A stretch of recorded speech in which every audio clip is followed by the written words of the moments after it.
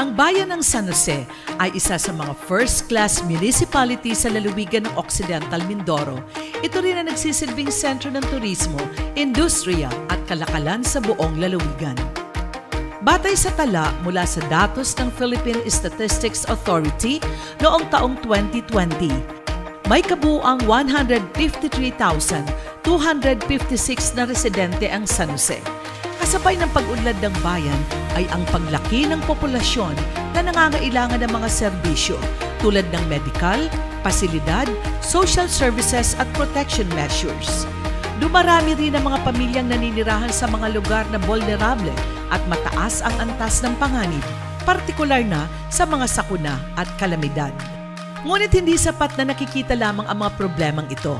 Kailangan evidence-based at verified dahil isa itong basihan ng totoong pag-unlad ng bayan at antas ng pamumuhay ng bawat mamamayan. Dito pumapasok ang CBMS o ang Community-Based Monitoring System. Pero ano nga ba ito?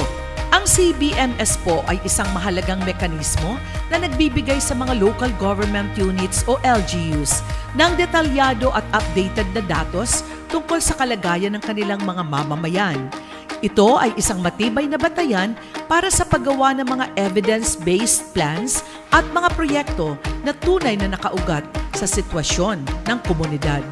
Ang datos na ginamit natin mula sa CBMS ay naging napakahalaga sa mga pagbuo ng ating mga plano, pagbuo ng ating mga inisyatibo at interventions para sa ating mga mamamayan. Dito po nalaman kung sino ang mga sektor ng lipunan na siyang dapat nating pangunahin tutulungan. Gamit ang mga datos na mula sa CBMS, binuo ng LGU ang Local Shelter Plan o LSP na may layuning matukoy at matugunan ang kabuuang housing needs mula sa mga homeless, informal settlers at mga pamilya na nangangailangan ng upgrading ng kanilang tirahan at access sa batayang serbisyo. Naging masinsinan ang proseso ng formulation ng LSP na ipamahagi rin ng LGU ang mga sanitary latrine sa mga households na nakitang walang sapat na pasilidad at nakipagtulungan sa DSWD upang matugunan ang kakulangan ng tubig sa piling barangays. Sa San Jose, ginamit ng LGU ang CBMS 2021 data sa paggawa ng mahahalagang plano gaya ng Comprehensive Development Plan, Local Climate Change Action Plan, Climate and Disaster Risk Assessment at Municipal Disaster Risk Reduction and Management Plan. Kasama rin dito ang Contingency Plan at Local Shelter Plan. Mula sa datos, lumabas na ang Barangay Pag-asa ang isa sa pinakasusceptible na lugar sa pagbaha. Ayon sa Climate Disaster Risk Assessment 2021, halos 80% ng populasyon dito ay exposed sa matinding pagbaha. Dahil dito, napagtanto ng LGU sa pamumuno ni Mayor Ray Cahayon Ladaga at sa tulong ni MPDC Joseph E. Salgado na kailangan ng isang gender-responsive drainage system sa Manzanas Road at Mabini Street, Barangay Pag-asa. Ayon sa CBMS, may 6,645 residente na direktang makikinabang, kabilang ang 3,464 na kababaihan, 942 mga bata at 635 na mga ina. Ipinapakita nito na kapag tama ang datos at maayos ang paggamit nito, nagiging mas matibay ang ating bayan laban sa mga sakuna.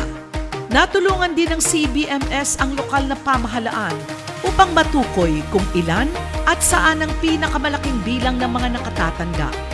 Ito ang naging ugat upang isulong ng San Jose sa pamamagitan ng Angat Kalinga, ang Senior Citizens Welfare Program. Dito rin mas na-prioritize ang mga senior citizens na tunay na nangangailangan ng tulong, gaya ng mga walang hanap buhay, may iniindang sakit o walang kasama sa bahay. Sa pamamagitan ng mga datos mula sa CBMS, na-customize ang mga serbisyo ayon sa tunay na pangangailangan ng mga benepisyaryo at kakayahan ng lokal na pamahalaan. At ito'y nakatulong para ma-develop yung aming database for senior citizens. Dahil dito ay ipinanganak po yung mga innovative programs ng local government unit ng San Jose para sa mga senior citizens, katulad nitong milestone incentive for senior citizens, yung ating local pension, at iba pa na sa kasalukuyan po ay napapakinabangan ng maraming senior citizens ng bayan ng San Jose. Hindi lang ito nakapagbigay ng tamang tulong, kundi naging daan din ito para mas maprotektahan at maiparamdam sa ating mga lolo at lola na sila ay mahalaga at kailanman ay hindi makakalimutan ng lipunan. Sa pagharap ng bayang angat, ang bayan ng San Jose sa hamon ng pabahay, kalamidad at serbisyong panlipunan. Malinaw na isang mahalagang sandigan ang community-based monitoring system. Dahil dito, maliwanag ang takbo ng ating munisipyo, maliwanag ang takbo ng ating pamahalaan, at sa bandang huli, lahat po ng ating kababayan dito sa bayan ng San Jose ay pare-parehas makikinabang, sapagkat ang tunay na nakikinabang dito ay mga taong naging parte, bahagi ng CBMS.